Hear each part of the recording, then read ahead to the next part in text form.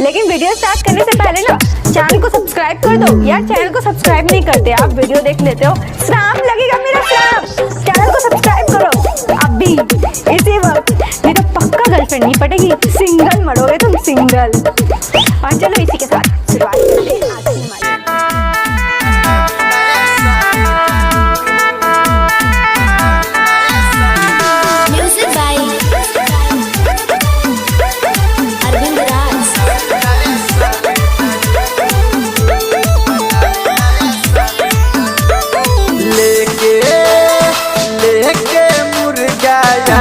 मनावे नया साल जालू, मनावे नया साल जालू।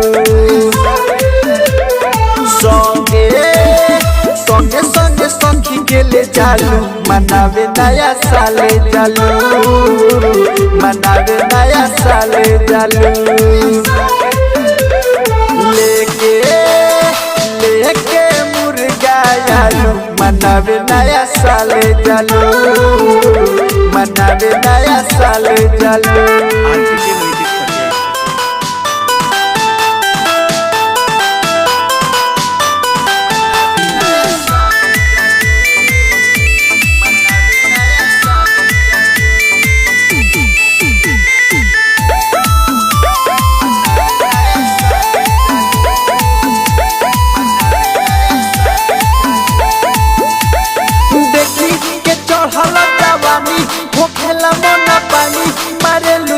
नजरी हो घायल करेला तोहर पायल, जिया हो खेला कायल, मारेला जाना नजरी हो।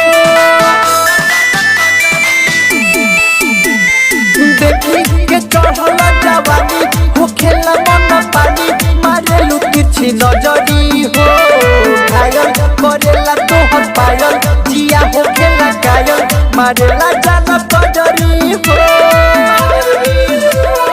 कावाना कावाना चौकी के आटा खालू, मनावे नया साल जालू, मनावे नया साल जालू।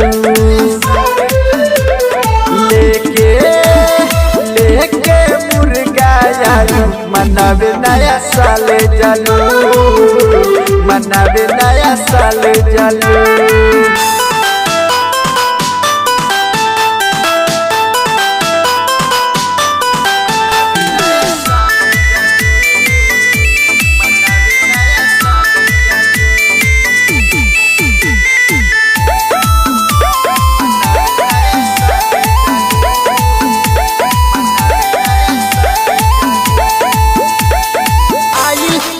हो साल 22 पूरा तो तू ख्वाहिश बाटे हो जवन दिलावा में।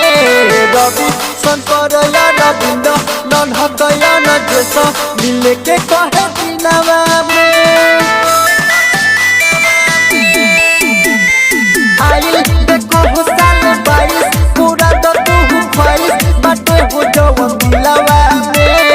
रवि शंकर या रविंद नन हतया न जेस मिले के कहे दिलावा में।